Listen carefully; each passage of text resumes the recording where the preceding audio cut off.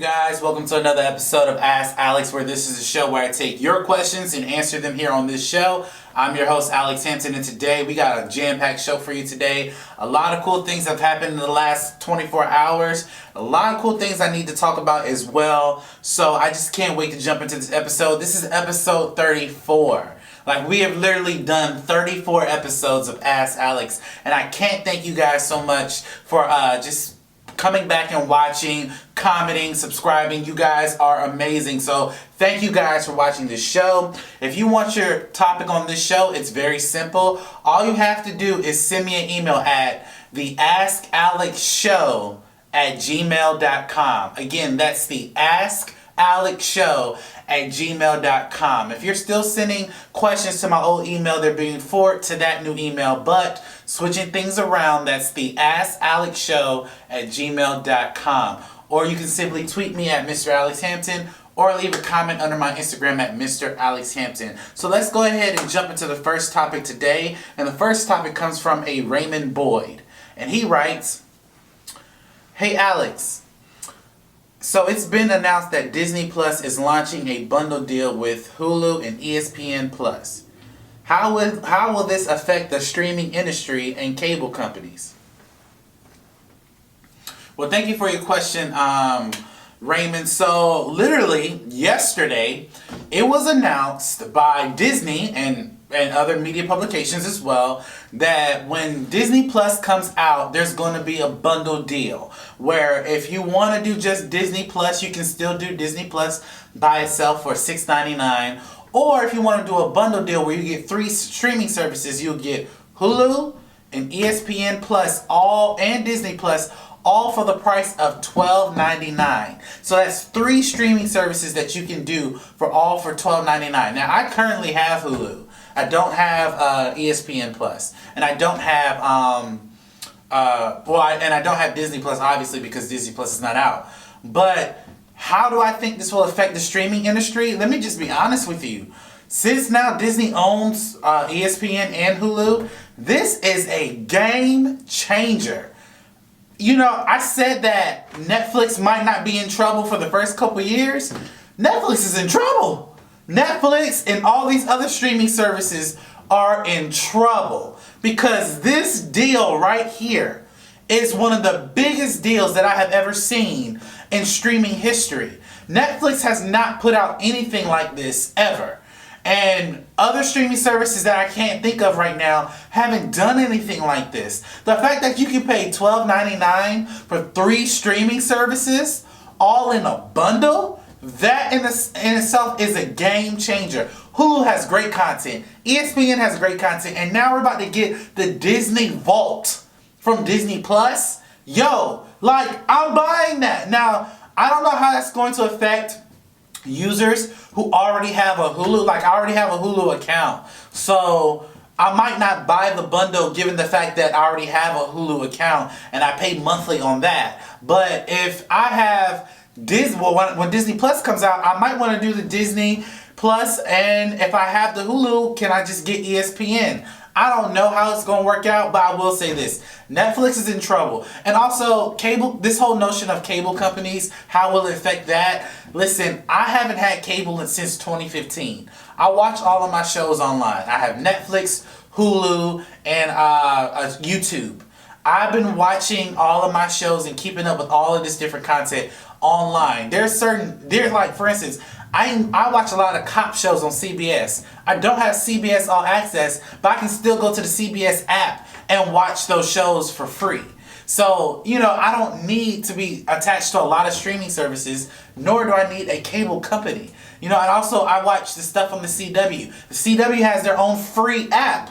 They don't have, you can stream the show on the app. So I don't have to have a cable service to do that. So I think cable is slowly dying. I think within the next 3 to 4 years, nobody will use cable anymore. So that's my opinion. Thank you for your question, Raymond. Let's go ahead and jump into the next question, which comes from a Shannon King. And he writes, "Hey Alex, so can you clarify something for me? The Deadpool director is saying that Deadpool may be PG-13 due to the Disney Fox merger. But I thought Bob Iger, and Bob Iger said that Deadpool will continue to be rated R. Am I missing something? So thank you for your question, Shannon. So what Shannon's referring to is that literally within the last 24 hours, Disney has done some shaking up some things. And what he's referring to, literally not even almost a year ago, Bob Iger did come out and say that Deadpool is going to still be rated R and still going to be under their Fox banner under Disney. He did say that. Less than about 6 months ago at CinemaCon, Alan Horn came on stage and said to the people at CinemaCon that this is what's going to be under our Fox banner. And Deadpool was still listed under their Fox banner as a rated R movie along with Planet of the Apes, Alien, Predator, all this other content that is coming out under the Fox banner. Now, what he's referring to in this question is that literally within the last 24 hours, Bob Iger made a public statement, which I will read from my phone, which he said, Disney CEO Bob Iger told Wall Street analysts on Tuesday during Disney's quarterly earning call that Fox superhero titles will move forward under the stewardship of Kevin Feige. Disney is also axing the majority of the existing Fox film development slate and reinforcing output after the studio posted a $170 million opening loss in Disney's fiscal third quarter. One of the biggest issues was that Fox Studios' performance, which was well below where it had been and well below where we hoped it would be. When we made this acquisition, Iger said this. Okay, so Iger made that quote to media publications yesterday. So, my initial thought on this is that I genuinely wanted Deadpool in his own universe with the Fox. I don't know how we're going to see him integrated with the Avengers as a PG-13 character. Granted, this has to do with money. X-Men Dark Phoenix performed terribly. And throughout the years of Fox owning X-Men properties, they've had some great success, they've had some great failures. Deadpool, however, is not one of those failures. Now that Kevin Feige is taking over the stewardship of Deadpool, X-Men, and even now Fantastic Four, this makes a little bit more sense that they will all see them interact in the MCU. But I'm not going to lie, as a Deadpool fan, I'd rather see him in his own universe because I don't see Deadpool gelling with the Avengers. I think it would be hilarious to see him make fun of Spider-Man and Captain America and Falcon. I think he would be a definitely big comedic relief for the movies. I just don't see him gelling. Like Ryan Reynolds, amazing actor, amazing guy who's put a lot of great effort into this role. I don't see him gelling. I'm being honest. But I also will say this. This does not confirm that Deadpool will not be rated R. It doesn't confirm that. It doesn't. It just means that Kevin Feige is taking over the stewardship. Now, that could mean he would join the Avengers, or it could mean that if we're going to do a Deadpool movie under the Disney banner, it's going to operate in these confines as a rated R movie. At the end of the day, I don't know, but Deadpool, for what it's worth, I think it is a good acquisition to Disney. However, at the end of the day, it's all about money. Fox lost them a lot of money with their recent property. Disney's trying to restructure their acquisitions with Fox to bring them over into Marvel. So at the end of the day, it's a smart business move. But at the same time, I would love to see where they're going to take Deadpool if they're going to put him with the Avengers. Thank you for your question. Let's jump into the next question, which comes from a Earl Richard. And he writes, hey Alex, so Tyrese made a public statement about the Hobbs and Shaw movie. He basically said that since Hobbs and Shaw didn't have a big opening weekend, it's considered a failure. Why would Tyrese say something like this when he is a part of this franchise? Well, thank you for your question, Earl. So I'm just going to be very brief with this. And I'm going to lay out some context with this. So during the production or after the production of Fast and Furious 8, The Rock had beef with Tyrese and Vin Diesel. I mean, it got so bad that Vin Diesel and The Rock couldn't shoot together. And it got so bad after the fact that Tyrese and The Rock I think at some point are about to fight each other. Like, literally physically fight each other. I don't know. And then Tyrese went through a lot of stuff with his baby mom, and he said that he would not return back to Fast and the Furious if The Rock comes back. And I will say this from the inside, I know that Vin Diesel and Tyrese were not okay with a Fast and Furious spin-off movie. I mean, they were not okay with that. So Tyrese is just basically lashing out about something that he didn't necessarily agree with from jump. And here's my take. My take is that Tyrese should really shut up. Shut the hell up, Tyrese. I mean, seriously, if I were you, you better hope nobody at Universal fires you.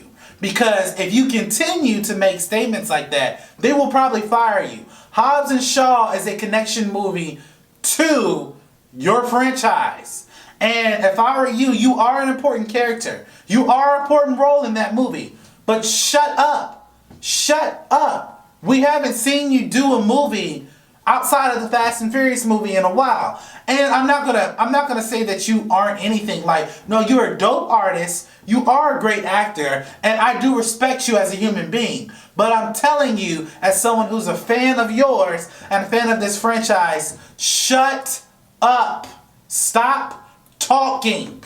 You're making it worse for yourself, my friend. And if I were you, I would really think about the things that you post. Because I'm willing to bet if you continue doing something like this, we might not see you in Fast 9. They might write you out.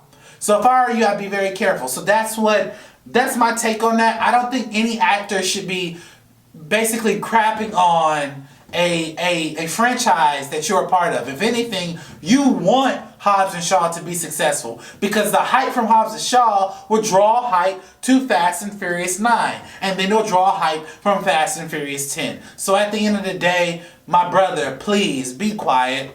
Just don't say nothing. So thank you for your question, Earl. And now we're going to the last question of the day, which comes from a Sabrina Lopez. And she writes, "Hey Alex, so I've noticed that the headlines are saying that Henry Cavill is the former Superman. Is this official confirmation that Henry Cavill is done as Superman?" Well, thank you for your question, Sabrina. So what Sabrina's referring to, literally within the last couple months, there have been headlines reporting that Henry Cavill, they're announcing Henry Cavill as the former Superman as he takes on this new role for this Netflix TV/movie series called The Witcher. And they're announcing him as the former Superman. Now, Henry Cavill's agent and his team have still said that he's still signed on as Superman. DC has not made a public statement about whether we'll see another Superman movie, other than we don't have any plans for it as of right now. And no one from Henry Cavill's camp or DC's camp has officially said that he's not Superman. So I want to put that context out there. Now, I've been talking to some people, and I will say that I think Henry Cavill is done. I think he's done. And what's actually the big confirmation of this, spoiler alert if you haven't seen Shazam, there's a scene in Shazam where Superman shows up and sits down at the cafeteria, but we don't see Henry Cavill. We just see somebody walking in a Superman suit, and we see the head. We don't see the head of Superman. So, at the end of the day, I don't know if he's not Superman. It could be just semantics, in my opinion. I don't know. But I think after talking to some reliable sources who are close to this story, I really think he's not Superman anymore. I don't think he's Superman. He might be, But I don't really think he is, because again, DC hasn't made any plans for a new Superman movie. So thank you for your questions, Sabrina. And that wraps up my show today. Thank you guys for watching this show. Please like, comment, subscribe to my YouTube channel, and hit that bell. That way you get all the notifications that are happening here on Momentum Media. A lot of crazy and cool things are happening on this particular channel. So stay tuned for more content. And also, please go to my Patreon page and support us on Patreon, where we have multiple tiers to help you support this show and all the other shows that we're doing here at Momentum Media. I am so glad you guys keep coming back to watch us. Thank you guys for watching this video, and as always, you have a blessed day. Thank you guys for watching this video. Go ahead and subscribe to my YouTube page to get more exclusive content coming from my YouTube channel. And if you want to watch my previous videos, go ahead and click on this video up here or this video down here, where you get to see more exclusive content coming from my channel. Thank you guys for watching this video, and you guys have a blessed day.